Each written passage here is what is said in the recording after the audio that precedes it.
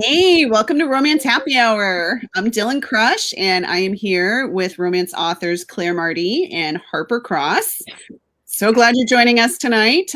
You might notice that my co-hostess, Dawn, is missing. Dawn is hopefully settling in Montana now. I haven't heard from her recently, but as most of you know who have been watching or listening, Dawn is moving from Virginia to Montana, and so, yeah, so she should be back next time, but we knew that she wouldn't be here tonight since she's mid-move, and I am glad that it's her and not me. Have you guys ever moved across the country with children and pets and all that?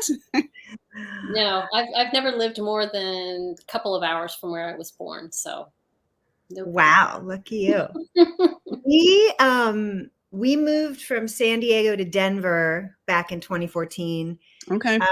And we were there for 2 years, 2 weeks, 14 days, and 6 hours before we came back to San Diego. There was no water there. I was like, no water. And we had a 100-pound dog and 2 cats. Okay. And so my husband drove with the dog, and I had the cats, and we had to drug them because they were freaking out. Yep. And we stopped at a hotel somewhere, and Lola managed to get behind the headboard of the bed at the hotel, into the wall, because they were so freaked out. Oh no! Dismantle the bed from the Motel 6 or wherever we stayed, where you could have the pets. We're trying to lure her out. She's like, no way. Oh, yeah, it's traumatizing. I moved with 2 cats once, and it's traumatizing. Yeah. So I don't know who it's more traumatizing for, though, the human or the pet. I mean, I think, probably the pet, although mine were medicated as well. So yeah, they made it. I just can never get her in a carrier again. Since we got back to San Diego, we had to get the big 100-pound dog carrier, like those giant ones.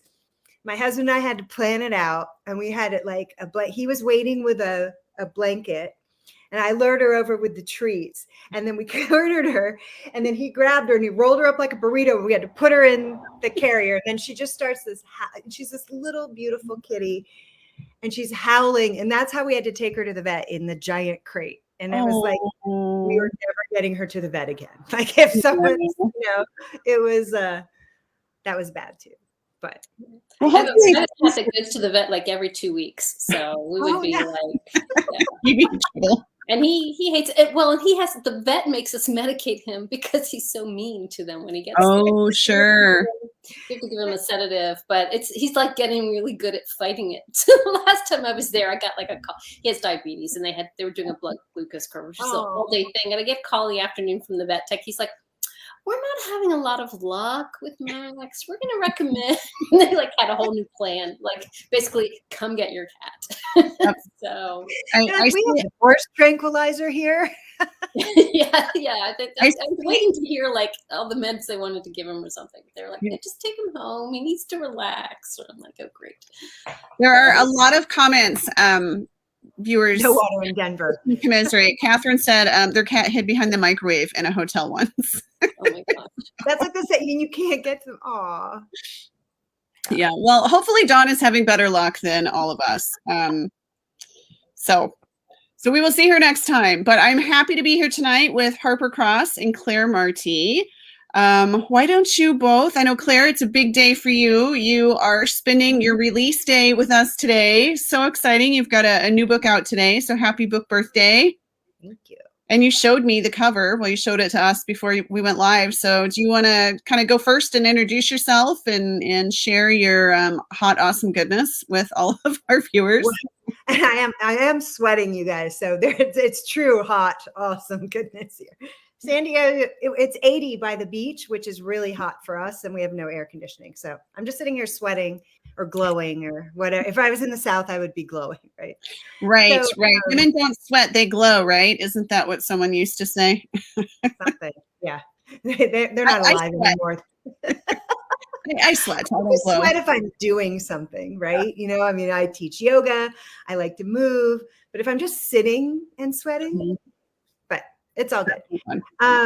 I'm really That book will make you sweat, though. I bet that book will make you sweat. There's some sweaty parts. It's a slow burn. So I decided to do a spin-off series. I have a Pacific Vista Ranch series, which is what I talked about last time I was here last year, which was great. And I had 3 stepbrothers, and 2 of the stepbrothers we hadn't really met at the ranch. So I decided to get them back to the ranch. I thought it would be more fun to have a spinoff, and I had this idea that Ryan, the older brother that you've met in the Pacific Vista Ranch books, he and his younger brother and the 3 best friends, they're like a band of brothers. The four of them were in ROTC together at San Diego State, so they went through those trainings up in the hill. They really bonded. And they decided to open a string of luxury boutique hotels throughout California. So this series has a little more glamour, kind of, not quite billionaire, but billionaires are probably staying at their hotels, but it's still a little fancy, which was really fun. And lots of research. Did you have to do lots of research for that? The research was so tough.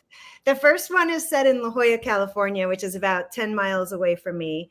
So my husband and I had to go down there and walk around, and we had to go have some wine and charcuterie because, to make sure it was authentic when I talked exactly. About it, right? So the first book is in La Jolla, which is here. The next book is Wine Country King. Nice. And that's Paso Robles, which is our favorite wine region. My husband's a big wine drinker, not a wino, but a big wine aficionado. Not usually. Last year, maybe a little bit. But, and then the next one is in Monterey, and then Palm Springs, and then Beverly Hills. Nice. So you meet everybody in the first book and the guys, and then they'll each open one on their own. So super fun. I did go to Paso Robles and Monterey 2 weeks ago for a birthday trip, which was all research. And the wineries were researched. The dinners out were researched. I mean, it's very important. Anyway, so I worked this. So you have really that's like one of the perks of being a writer. There's right. nights and carpal tunnel and all that. I mean, it's got to be worth something, right? It's got to be worth something. And so with the covers, I wanted a new kind of look, and I worked with the lovely Christina Hovland, who I think we all know, and from the Romance Chicks. And I wanted hot guys on the cover, but not naked hot guys. I didn't want abs really, because it just didn't feel like the right fit. So the name of the series is California Suits. So all the guys have to be clothed, sorry, at least on the cover. And the first book is called Hotel King. And this is the cover. Can you see his hands? So I'm a forearm person. Yeah, move it over. Yep, there you go. There you go. I'm a forearm person, and just based on those hands, you can just tell they're like really nice. And anybody else like forearms? Yes. I look at the hands. Yeah. I know a lot of other people, it's like the eyes or the smile. Like I look at the hands.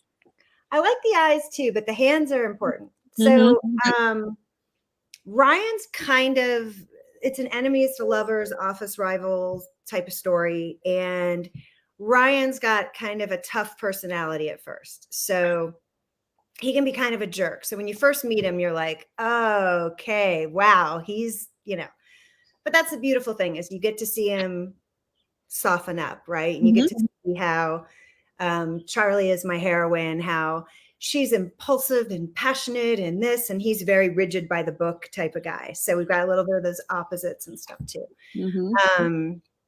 So the story was really fun to write. And there's also rescue kittens because I love having animals in my stories. Dylan, I know you do too, right? Yes. I great hands and rescue kittens. I mean, yeah, I'm there. I'm showing up for that. It's kind of funny though, because I took, I think, a gamble having rescue kittens in the book. I mean, I've taken other gambles, but there's some people who don't like cats. And I did get one review where like, I really love the story and blah, blah, but why was there so much stuff about the cats? I'm like, they're just babies. They needed some attention. So hopefully, other people, even if you're not a big cat person, I thought it was pretty cute. So that's basically the story. I can tell you more of the blurb, or I can go right into the excerpt. Well, yes, we are going to do that, but I was going to give Harper a chance to introduce herself first and maybe tell us a little bit about what she writes, and then you are up first. So I'm glad you're ready. Sorry. Didn't mean to hog on the time. No, you're fine. As anyone who has watched our show more than once or twice will know that we go with the flow and we just roll with it. So you are all good. So Harper, tell us a little bit about you and what you write, and anything else you want to share. Anything I want to share? Well, so I write under the name Harper Cross. I write romantic suspense. It's the tagline that my editor helped me come up with is it's lighthearted romantic suspense, because I didn't, when I wrote it, so this was my COVID write, I will say. And where's the book? This is the book. That's out. And everything is opposite when you're on here. So I know we haven't been drinking that much yet. It's just opposite. So it's hard to. It's a proof copy, so it's not. But here, I'll hold it closer. Which way? Everything's opposite. And I was supposed to be talking about book 2 by the time I got here, but oops, that was also a COVID issue. But just the world, 2020. I'm behind. But I just wanted to write something fun. I write an historical romance series under my other name, Nancy Yeager, and I love it. And it is fun, but I've been doing it for a while. So I couldn't get my book written. And so I had a couple of Christmas short stories that I'd written with a blog group I'd been in years ago. And I was like, I want to do, both those stories were fictional, but I had set one in Vegas and one in LA because I'd happened to be in both those places. I'm an East Coast girl, like mid-Atlantic, like winter, there's always a chance of snow at Christmas. So like to be in LA or Vegas, like near Christmas was like the weirdest thing for me. It's super weird. Yep. It is weird. So if that's not what you're used to. And so that's what I'd written, these short stories. And I was like, I'd always wanted to like follow up because it was the same couple. And so that's what I ended up doing. I started writing this thing and I decided, it was kind of vague, like, in the initial stories, there's obviously some secret agency. So I had to name the agency and I had to so it's the agency is HEAT, which is HEAT, which stands for Headquarters, the Elimination of Advanced Threats, so they're the agents of HEAT. And so, I just was having fun with it. And it was so tongue in cheek and like lots of snark and just silly stuff and like amusing myself. And so I was like, I was talking to people. I was like, I'm not sure what I'm writing. Like it's a romance and it's like secret agent romance, which I don't think is that much of a genre.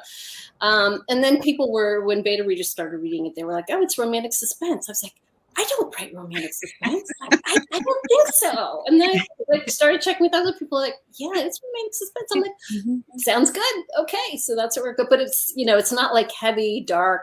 I mean, it is. Like, there are like dark things that happen, but it's all in kind of a lighthearted manner. So that's the series. And it's going to be a trilogy, but then I might do some spin-off series from it, just so I can get more of the characters in. Because as you write, you bring in more characters. You're like, oh, I bet he'd have a fun storyline, or she would, who would she date? And so that's kind of the plan for it. But that's where we are. So, well, fine. What else do I want to tell you? I have cats. I have terrible cats. They're the worst behaved cats in the world, but we love them. Yeah. Yeah, as we've been sitting here talking about pets, my dog was chewing on a bone that's right underneath my feet here, and it's like, oh my gosh, now you're gonna be able to hear him, because he cries if he's outside the door.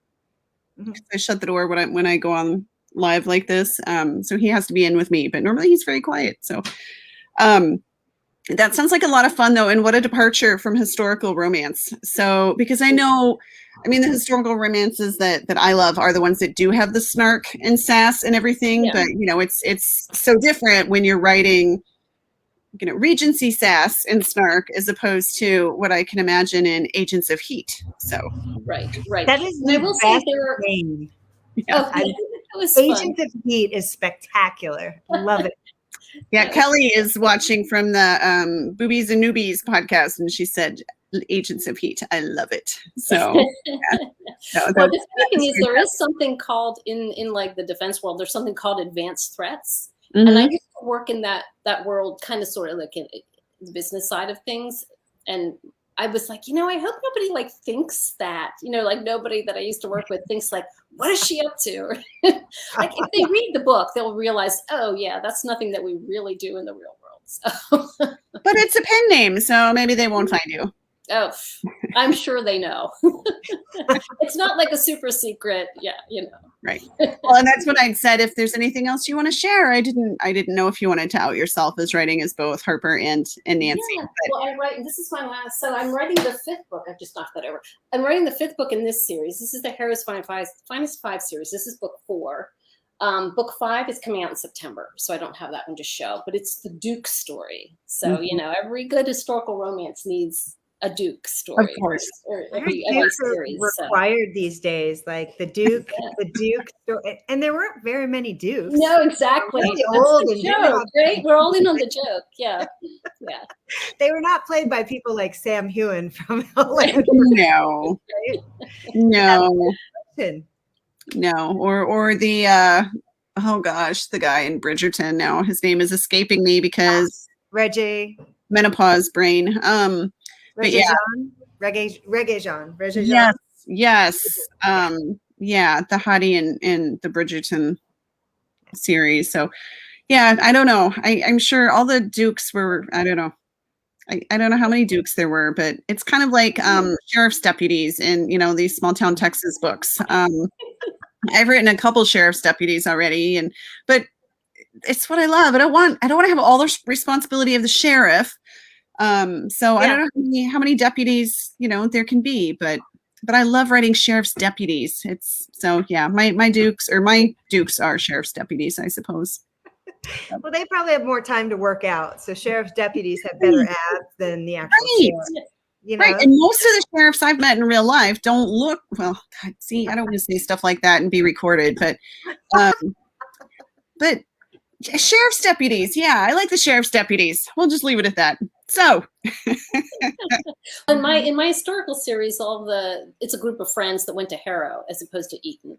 And they all get together and fence.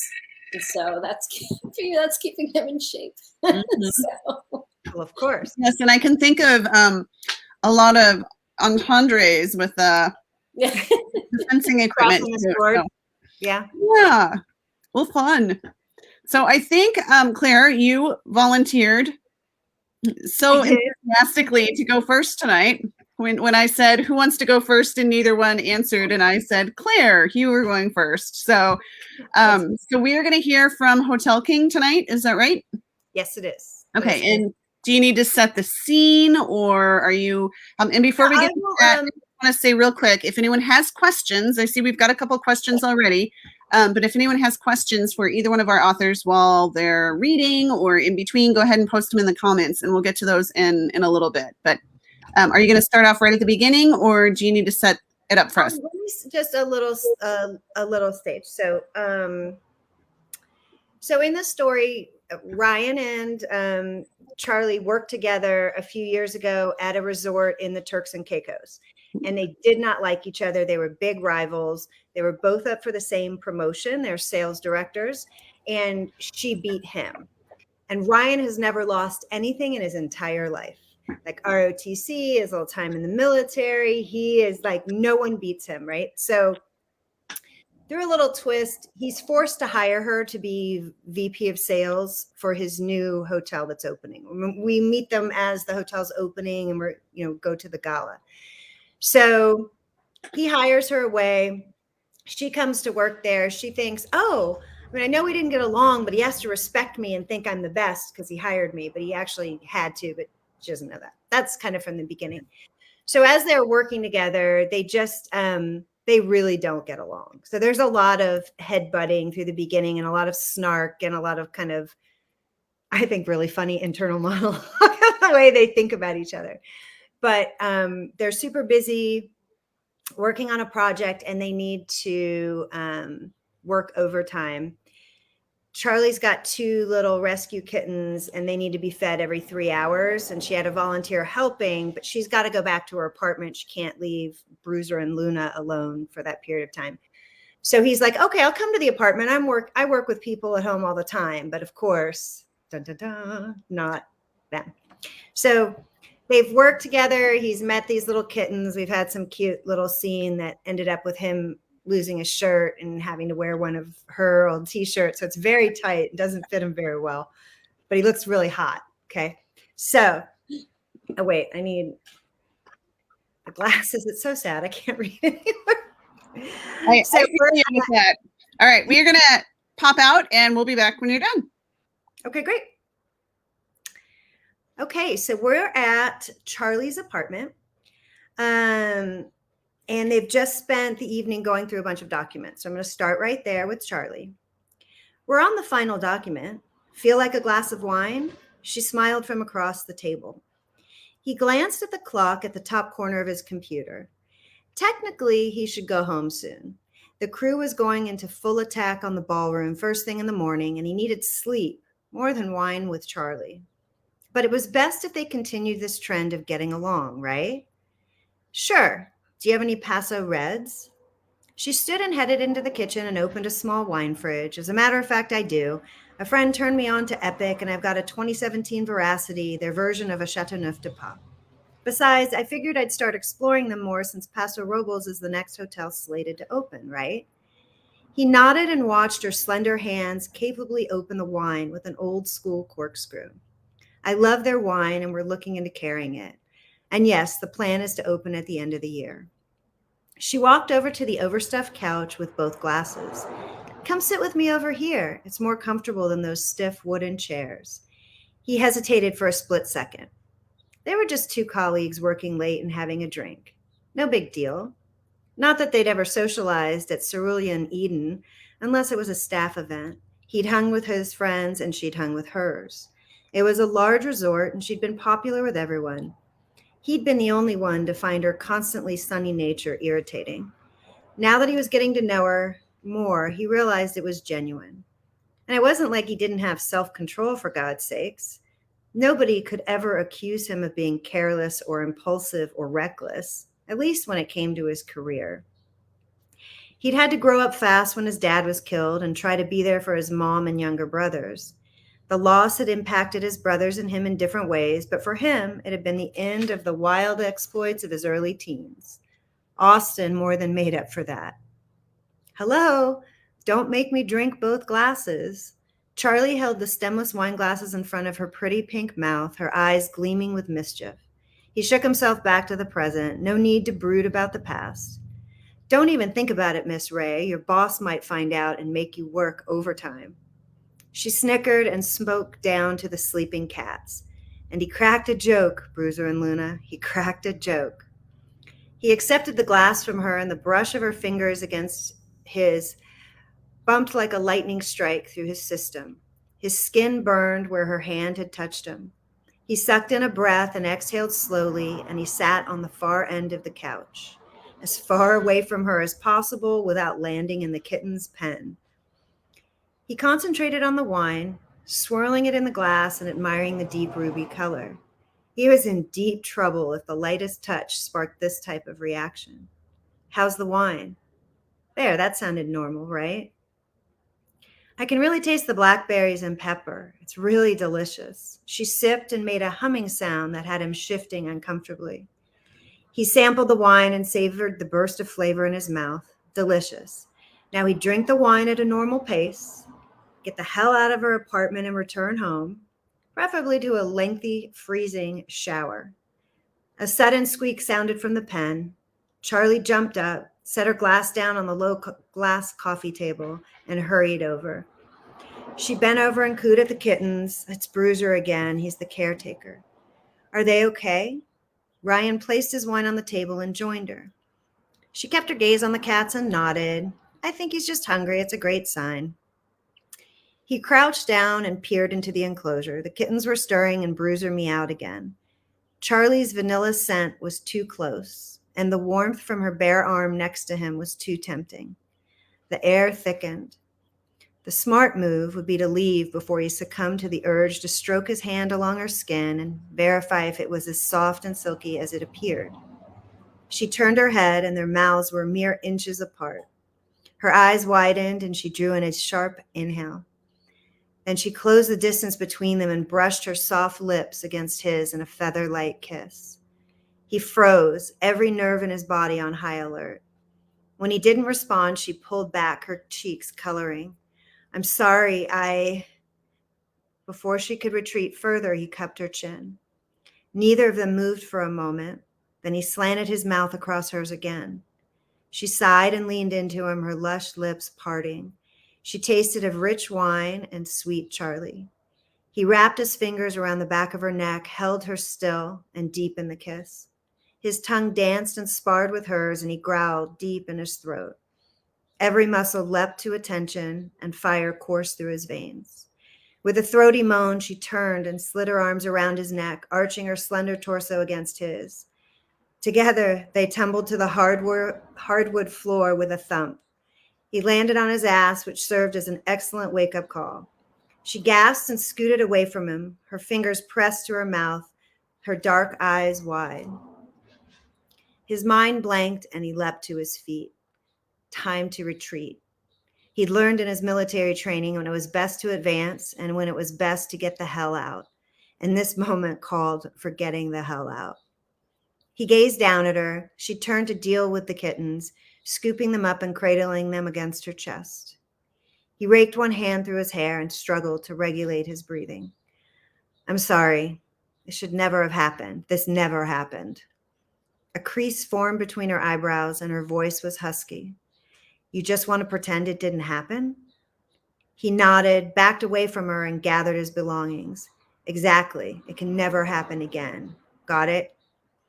Her eyes narrowed, loud and clear. Back to business as usual tomorrow. He nodded, turned away, and walked out the door without another word. This evening might just be the shortest truce in history. A little more of Charlie.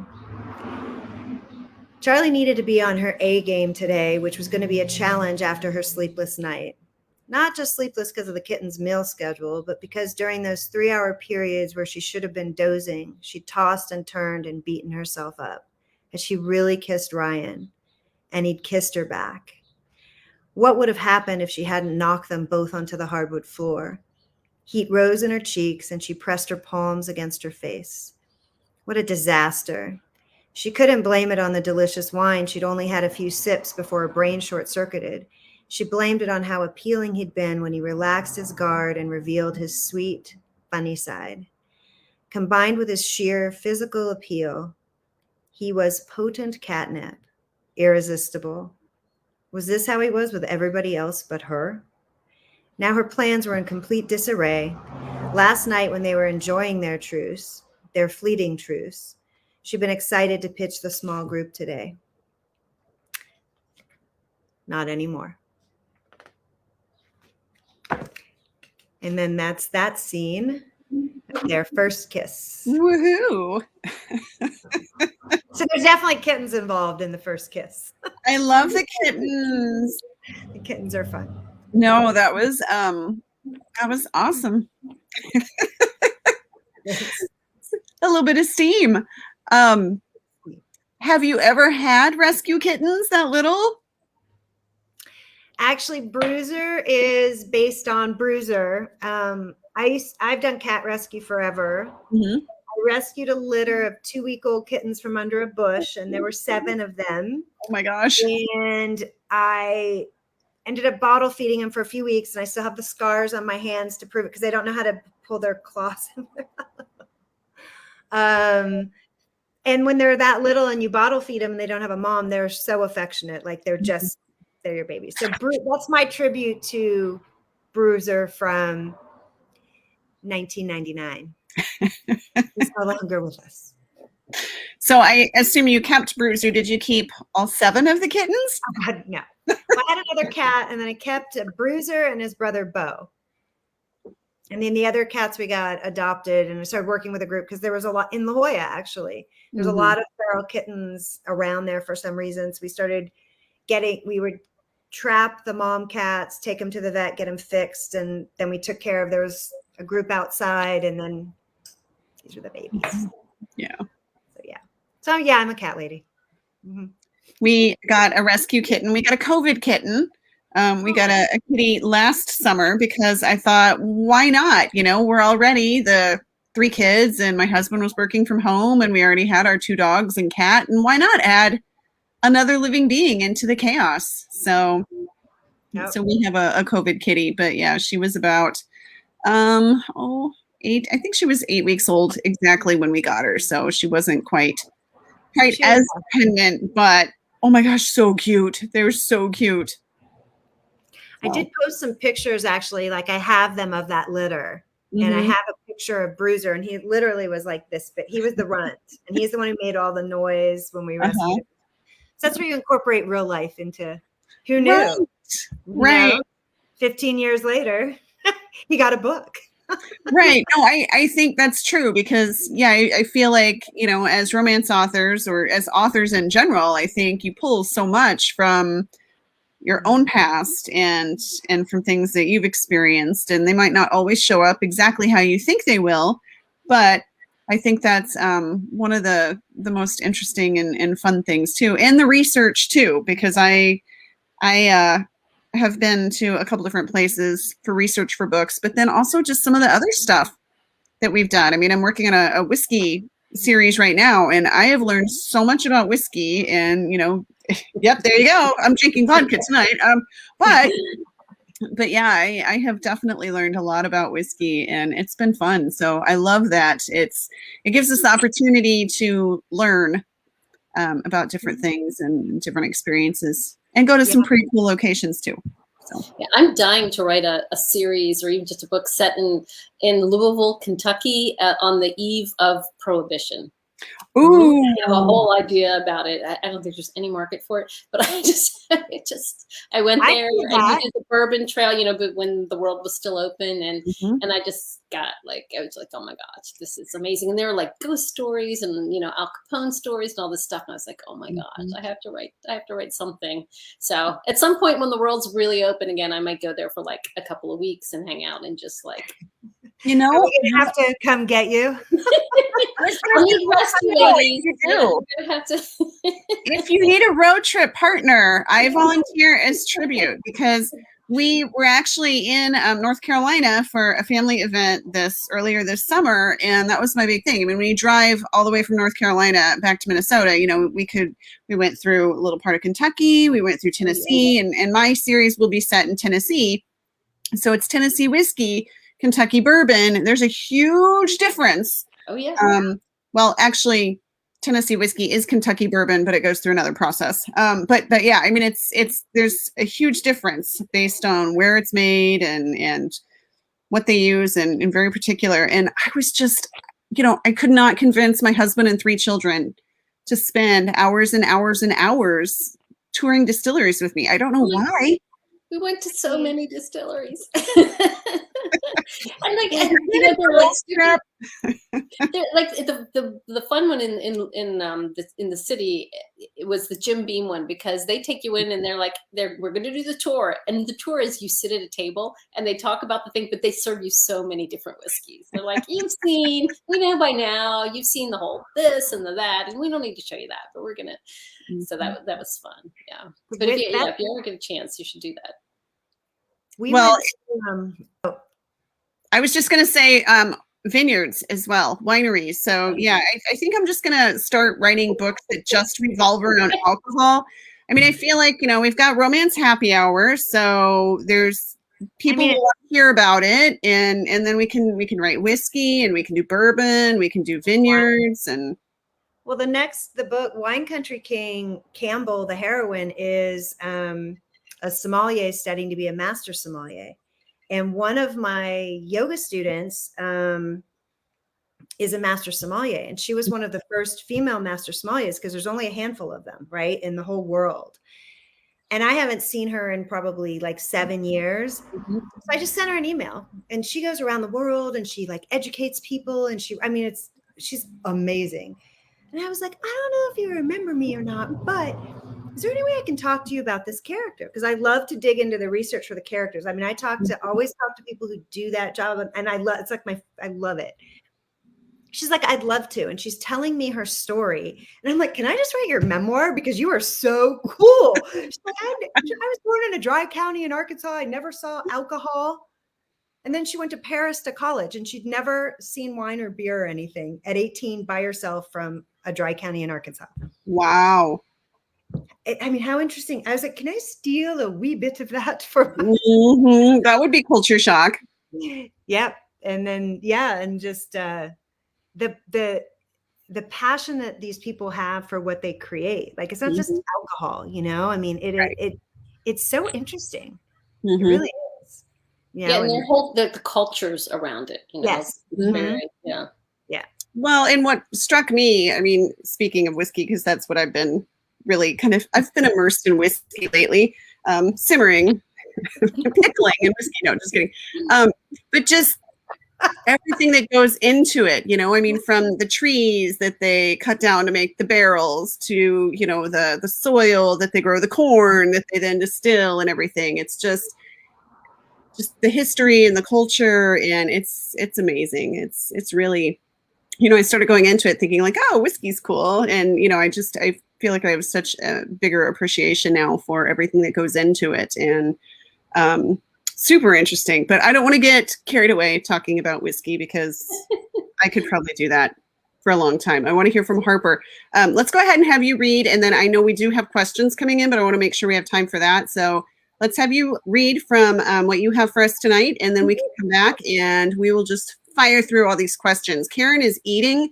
Karen's one of our regulars, and so Karen doesn't have nearly as many questions on here as she normally does. So we'll see. She might get done before you're done reading, Harper, and then we'll have a lot more. But yeah, we've already got them starting. So we'll listen to you, to what you have, and then we'll come back. And you have to set everything up, or? I think I'll do a little setup. I was going to just go into it cold, but you know, well, I'll just do a tiny bit of setup. Warm us up, Harper. Yeah. So again, this is Agents of Heat, and this is if you sign up for my newsletter, you'll get the short story, and the short story will give you this is kind of a second chance romance kind of thing. Plus it's like office romance, although they don't work in an office, and has all these different things going on. But as this Baby One Last Time is the name of this book, book one. And as the book opens, the woman who's speaking, the woman whose head we're in, is Cynthia Kessler. And she was an elite agent at Heat. And she and her partner, Derek Wilder, were like, you know, sort of the superstars. And then they started this steamy affair, and the agency said, nope, we have to split you up. He got a new partner, you know, did great, was excelling, didn't seem to mind the breakup at all. She's like heartbroken and upset, and ended up screwing up and got kicked out. So as the story opens, she's like, she's not happy with him. She's not happy with the agency. And her new job is setting up Christmas displays for rich, eccentric people in LA. Like I said, I was in LA near Christmas. It's weird. So that's her thing. And she has to, one of her eccentric clients wants these inflatable flamingos in her Christmas display, and they're deflated. And so Cynthia has to go out to get these flamingos fixed. And lo and behold, there's her ex-partner, Derek, hanging out in the street waiting for her. And he's like, I need help. One more job. And she's so desperate to like get back in the game. She's like bored with everything. She's like, okay, I'm going to do this one last job. So this is the scene where they're like pulling their little con, and then part of a second scene where they're kind of like rehashing their, you know, showing that they still have some feelings for each other. So that's, I think, enough to get you started. All right. I feel more to say. All right. We will be back after. Okay. All right, and I have it on my screen, so give me a second to get all set up. Okay. I sat in the passenger seat of Derek's truck, thankful for the tinted windows. I held in my hands a silver bit of material that was approximately the size of a large bandage. How the hell was I going to get into that? We were parked on another residential LA street, this one not as nice as Mrs. Leary's, but still pretty swanky. We'd been watching a house with no gate and a long driveway. Vested valets hung out around hung out around the fountain in front, amongst a high-end car lot's worth of stupid expensive vehicles. I assumed our Mark was one of the party guests. So what's this guy's crime, I asked, making a movie starring The Rock? I giggled at my own cleverness. Derek shot me a less than impressed look. The Rock goes by Dwayne Johnson now, and he has nothing to do with this. Our guy is mobbed up, Russians, nasty ones, and he's trying to snake his way into the movie business. How hard can that be, I asked. In this town, can he just throw out some money and see who bites? Apparently, even Hollywood has standards, he said. There's been some resistance to becoming his laundromat. I nodded. Dirty money, so that's where they draw the line. Not everyone, but someone got spooked and called the feds. And here we are, I said. Great, momsters. They tended to be more handsy than ambassadors, and I was about to slip into something indecent to entice one of them. I held up the tiny scrap of cloth. If I'm going to squeeze into this thing, you'll have to close your eyes. Derek grinned. Like I haven't memorized every inch of you. I can pick out your body parts from a lineup. I shrugged, figuring it wasn't all bad to tease him with what he couldn't have. I pulled off my work outfit of shorts, overalls, and a t-shirt and slid the shimmery thing over my head. You know, gold's more my color. I shifted the dress into place. Derek shook his head. No, you always say that, but you're definitely a silver blonde, not a gold. Speaking of which, he pulled my ponytail free from its holder and ran his fingers through my loose hair. That set off an adrenaline rush that had nothing to do with the job at hand. I pushed him away from me. I've got it. I tried to sound annoyed to hide the fact that I was turned on, and probably did a pretty good job of it. Perfect, he said. You look desperate to get laid. Okay, maybe I didn't do such a great job of hiding it. I changed the subject. If the recon on this job was bad enough to confuse a solo hit with a team effort, how can you be so sure I'm this guy's type? He narrowed his eyes as he stared past me out my side window. Well, there's a 90% chance you're his type. If he falls into the other 10%, come back here and I'll slip into that dress and you'll take the tranquilizer gun. Just keep your shooting hand steady. I wouldn't want you to hit the wrong man. He leaned in close. How about a kiss for luck, like old times? No, of course not, I thought. We absolutely couldn't. Okay, I said, for luck. He planted one hand on each side of me on the seat and bent his head toward mine. His soft breath tickled my lips, and I sighed like the pathetic creature I was. Hold that thought, he whispered, then shifted back into his own seat. It's showtime. I followed his gaze out the window and saw a 30-ish-year-old guy with thinning brown hair and serious stubble, holding a Santa hat and beard in one hand and a lit cigarette in the other, clad in a Santa suit complete with belly padding. You didn't tell me we're pulling the Santa baby con on Santa. Don't worry, little girl, Derek said. The real Santa's safe and sound at the North Pole. This is just one of his helpers. He leaned close to me again. Besides, you're already on Santa's naughty list. Which reminds me, take off your panties. An electric jolt shot straight up my spine. Are you crazy right now? He laughed. See, your dirty mind is what gets you on the naughty list. The lines are showing through your dress. It ruins the effect. I gritted my teeth as I slid off my panties, neither of us missing the fact that he'd ordered me out of my underwear and I'd obeyed. I'd make him pay for this one way or another. Aren't you forgetting something? I said. To do the Santa baby, I need... He pulled a whiskey bottle from under his seat. To smell the part, he said, and handed the bottle to me. Just like at the dentist office, he said, rinse and spit. I let that one pass. I pulled off the cork, took a swig, and swirled strong whiskey around my mouth. Not the excellent stuff Derek usually drank, but still good. It was warm and rich, and I swallowed it, loving the burn that lit its way down my throat. What the hell, Cynthia? You're on the job. I shook my head and handed the bottle back to him. You forget, I don't have that job anymore. I'm just helping out an old colleague. I eased open the pickup truck door, slid down to the pavement, and crossed to the opposite side of the street. Carrying my stilettos, I snuck down the sidewalk and kept out of Santa's view, then recrossed the street, slipped on the shoes, and made a beeline right for the jolly red target. When I had his attention, I added a woozy wobble to my step, which is harder than it sounds in 4-inch spike heels. Santa! I exclaimed as I came upon the mark. I lurched forward and leaned against him. Do you have your sleigh? I need help getting home. I stuck out my lip in a spoiled party girl pout. He flicked away his cigarette. Sorry, baby, I didn't bring my sleigh today. He glanced behind me. Anyone with you? I shook my head. I was at a party and left and drove my Beamer right up over a curb. Now it's stuck. Again with the pout, which he seemed to like. I could help you get unstuck, but I'm not sure I should put you behind the wheel in your condition. Bingo. How about I call you a cab, he offered. Oops. No, I'll need my car later. I turned the pout into a sultry smile. How about you drive me home in my car, then call a cab to get back? It's only a few minutes each way. I ran my hands over his fuzzy white lapels and dropped my voice to a whisper. There might even be a surprise for you under my tree. He swallowed audibly and smiled at me with too many teeth. Well, I do like surprises. He ran his hands up my arms and squeezed my shoulders while I focused on not gagging. Give me a minute. He ran up the driveway while I kept myself out of view. Hey, Tomas, Santa called. I have to run an errand. Be back in 45. 45 minutes. With half an hour of travel time, that meant he'd left a whole 15 minutes to spend on me. Jerk. He was making this job easier and easier. By the time he got back to me, he was panting from the exertion. Yeah, 15 minutes had probably been optimistic. I'm stuck down this way. I smiled up at him as he took my arm and propelled me forward with just a little too much force. I waited until we were at the exact spot Derek had pointed out, then turned toward the bushes and made gurgling noises. Oh, crap. 15-minute Santa laid his hand on my exposed back. You gonna hurl? I stood up straight, wishing I had a better upchuck reflex. I would have used it on him.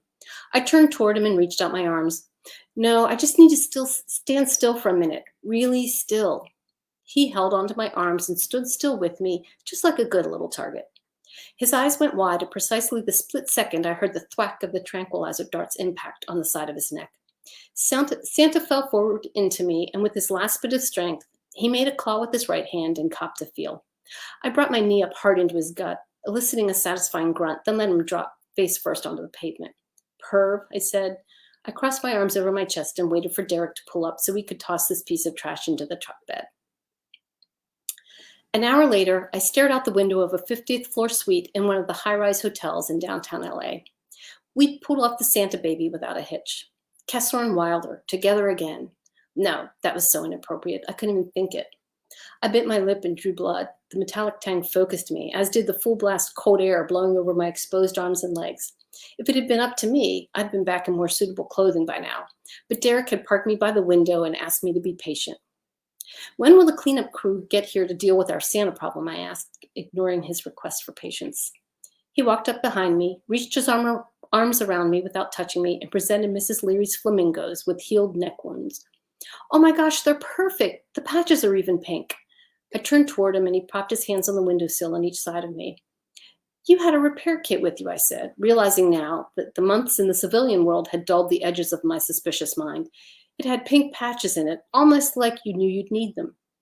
There was that infuriating grin of his again. I had to find a way to get your attention and pull you away from work for the afternoon.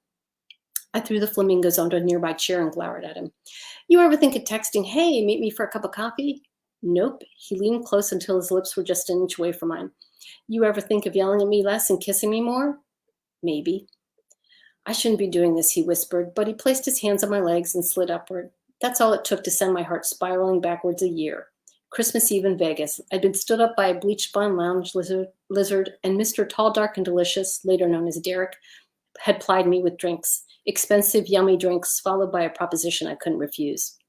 It was all a ruse, a way to recruit me into heat and test my skills and reflexes at the same time. After our late-night date had turned into a throwdown with some bad guys and I'd passed the test with flying colors, Derek and I, flushed with adrenaline and hormones, had spent the night celebrating against both our better judgment and heat policy. Just this one night, we'd promised each other. We'd kept the promise for our first 4 months of working together. Then there were those last 4 months. No, we couldn't. I couldn't. Not again. About that cleanup crew, I asked. Close by, but you know LA traffic. It could take a while to get here. I didn't ask any more questions because he pressed his lips to mine and his hands slid further up my thighs, and I remembered I wasn't wearing any panties. Maybe we could, after all. Maybe just one last time. He deepened the kiss and had me rethinking ever wearing underwear again when a noise came from the bedroom. Hold that thought, he said for the second time that day, then stepped away from me. He pulled a syringe and medicine bottle from the same leather bag where he'd stashed the flamingo repair kit. Sounds like Santa needs another dose of Christmas joy. You mean there wasn't enough tranquilizer in that dart to knock him out for more than an hour? I asked. Derek tapped the syringe to expel the air bubbles.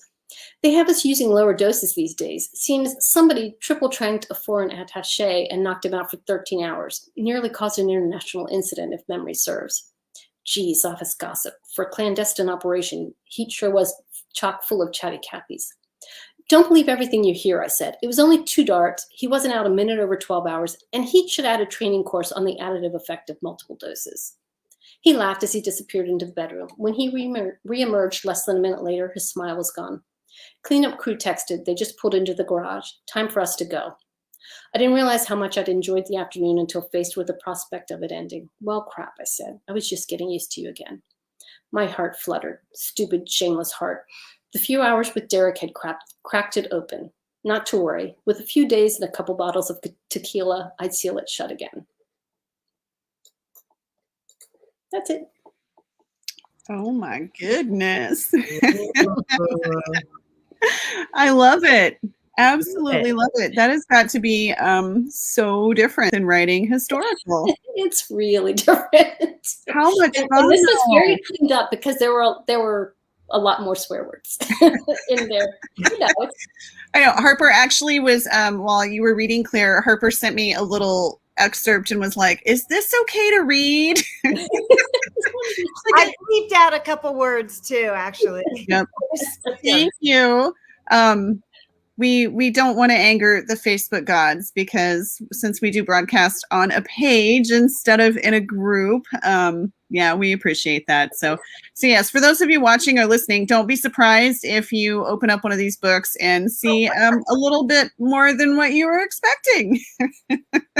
So, no, that was a lot of fun. I loved the touch of the flamingos. I'm a big fan of my yard was flamingoed for one of my milestone birthdays, and that was a lot of fun. I saved them and flamingoed my friend back for hers. So, but yeah, you gotta love a flamingo. Yeah, and the flamingo, it's the first part. Like I think the book's in I think it's 5 parts, and they they have these different jobs they do, and the first part is actually called the flamingo job because there's more. We're not done with the flamingos quite yet. So. Okay. Always animals. Animals have to be That's right. Right? Dogs, flamingos. No, that was a blast. And so you have the next book is coming out in September in that series. So that's to my other series. That's, your other, I'm sorry. That's what you said. That's yes. It's five Ways to Seduce a Duke by Nancy Yeager. And this one was supposed to come out in October, but I had to postpone. So it's technically scheduled for late January, the second book, which is called Baby Call the Shots. Okay. The main character, the woman was an Army sniper. So and now she's in Heat. She's in the book agent. She's in the agent. Back to cat. This hasn't come up before. This is funny. That too. So, but she's also in this agency called and that's I'm pushing really hard though. I'm going to try to have it come out in December because there's as you heard a little bit there in Baby One last time, there's a little bit of a Christmas thing. So I'll be able to book one's got the Christmas hook and then here's book 2 out in December. But fingers crossed. We'll see. I love it. And yeah, it just keeps getting better thinking of them all being in Heat together. That was just icing on the cake. So we have talked a lot and I've enjoyed it, but we have a ton of questions that we need to get to. So I'm going to go through these rapid fire questions tonight. Okay. No, we can go back. And if we don't have time to get to all of them, if you want to go back and answer them in the comments, you can. But first up, Karen wants to know, what did you edit out of your last book? That's a new question from you, Karen. That's an interesting one. So anything significant that you had to change or edit out? I did. Since Hotel King was the first book in the series, I really kind of had to get all the other kings in there, the California suits, the guys, without having it take too much away from the cut from Charlie and Ryan. Yep. So my editor was like, okay, we love seeing all these people, right? Because the side characters and the secondary are really interesting and seeing them, but they're like, make sure, there's enough of Ryan and Charlie together. And the cats, of course. No, don't ever take out the cats. But, never cut a cat.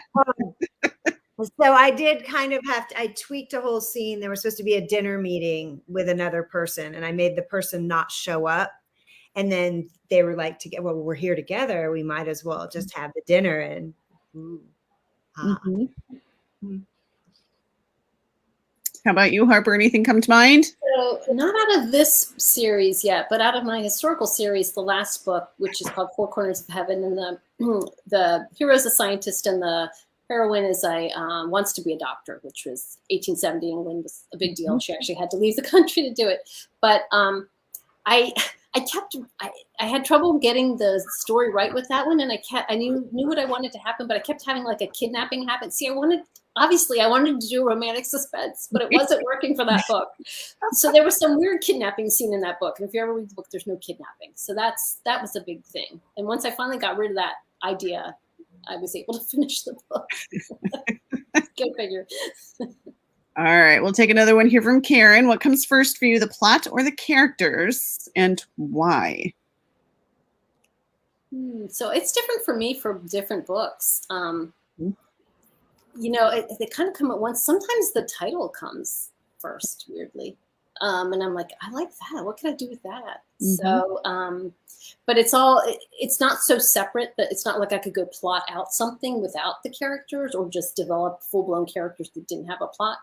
So it's pretty intertwined for me, but kind of all at once, but a little bit different. You know, the very beginning thread could be just a little different. Harper, I might be calling you about titles if they just come to you, because those are not easy for me. I'm just going to make a little side note here that you. Well, they amuse me. Whether anyone else likes them, I don't know. But they amuse me. At the end of the day, I would say I'm definitely very character driven. And usually it's one or the other that I really I come up with, and I like to dig into the research, because I think everything in life we learn from relationships, right? So for me, it's finding someone that's got some kind of emotional wound and why they don't have love right now.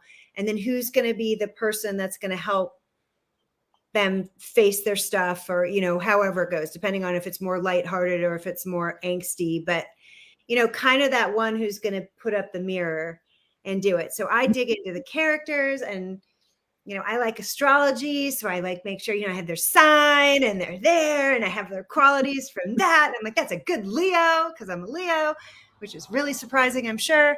And so for me, you know, but then I kind of pull it into the tropes too. Like if I knew I wanted to do enemies to lovers. So same thing, who's going to help them find it in that kind of parameter and that kind of setting. Yeah, I think for me, it depends. Yeah. Because sometimes the character pops into my head first, you know, and you start to kind of think about, who are they? What do they want? What do they need? Or sometimes it's the storyline, and then it's like, that would make a really great story. But yeah, they do kind of, you know, it's not like you get a full plot idea without really digging into who the characters are and stuff. So yeah, interesting. We'll take one from Linda here. Yeah, she said she better get a question before Karen goes cray cray. Linda and Karen are regulars on here, so they know each other well. Which are the 3 words you would like to be remembered by as an author? I thought that was a great question. So are there 3 words that you would like to be remembered for? You'd like to have your writing remembered as? I think I would say passionate romance, right? Fun and smart. Let's be smart. I like that. Sometimes it's smart ass, but smart. Smart is one of those broad words that can cover a lot of bases. Yeah, I think so, you know, I mean, kind of piggybacking off what you said, smart's definitely there, whether it's witty or well thought out, like, you know, it kind of witty and fun. And you said all the best words. You took them all. I don't have any words left. Passionate. But realistic too. Like I like to feel like people feel like maybe they could just be immersed in that world. So like you felt like you could be in it and the characters are your friends. So I don't know if that's necessarily a word, but it's like people fall into the book and they're in the world and they're part of it. So like escapism kind of a thing. Immersive or almost, I like that. Yeah, I like that. I know I've been writing words all day and my brain is like fresh out. I can't think of any of the good ones. I was thinking memorable would be a good word to add to that list. Yeah, so many, you know, I know a lot of of romance readers are voracious readers, and you know, I mean, when somebody's reading like 300-400 books a year, it's like, I would love to be memorable so they'd remember mine. How about one click? Oh, that's a hyphenated word. So that's a smart word because it's hyphenated. That is a smart word. You're right. See, my brain is too tired to come up with one click all by itself. All right, let's see. I know Karen had several other questions. I'm going to scroll down here just to see if there are any others that they snuck in. Donna. What's that? Happy birthday, Donna. It's yes, happy birthday to Donna. Leo. All right. No, there aren't any at the bottom. We'll do one more from Karen. And then, yeah, there are several others if you get a chance and want to go back and answer some. But this one I thought would be good. What's your favorite dish to take to a party? A bottle of wine. Oh, that's good. I don't really cook, so it's always very stressful for me. That's a good one. What kind of wine would you take? And I know you're going to say it depends on the party, but like if you were just, you know, straight up going to a backyard kind of hangout, what would be your wine? Summer and hot, I'd probably bring a Miraval Rosé, the one that Brad Pitt and Angelina Jolie did, because that's the favorite one. Anything else, I would probably defer to my husband because he has a pretty huge collection. Like we've got 500 bottles in his climate controlled thing. So probably a Paso Red. I think last time you were on Romance Happy Hour, weren't you sitting in the wine house? You had like a separate Yes, I did go out to the wine. It was supposed to be the den of wine and words. It was supposed to be my writing studio. And somehow it's just become the wine house.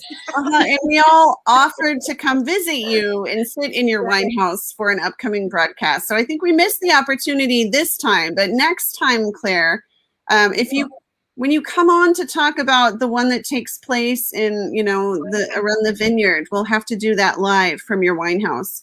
Okay, that's January, and January is nice and San Diego. January in California is fine with me. We have a nice guest room. There's cats though. I'm okay with cats. So wine house is better than a she shed. Yeah, true. True. So how about you, Harper? Would you take alcohol like Claire, or would you bring food? I'd be happy to bring alcohol. And so I'm the weirdo that likes to bring vegetable trays and things like that.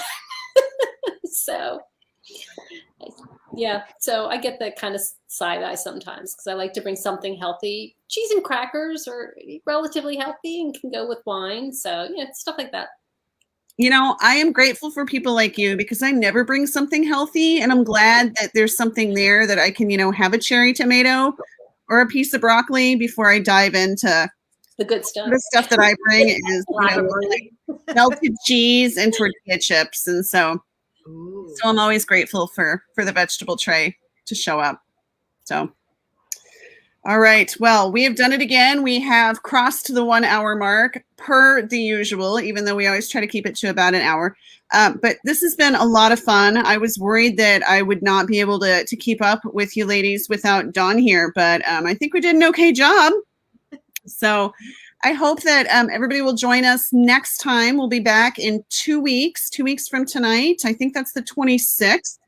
And Dawn should be here. Maybe she'll give us a little tour of her new digs, or at least the outside view, when I would love to see Montana. I can't wait to go visit her there because it's just, I think it's going to be absolutely gorgeous. So I'm excited for her to get settled.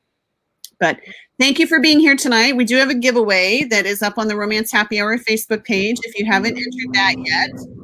Claire is giving away a copy of Hotel King. And Harper, a signed copy, yes. And Harper, you've got you're giving away a couple books that are up on the giveaway. So a couple of ebooks. Mm-hmm. Yep.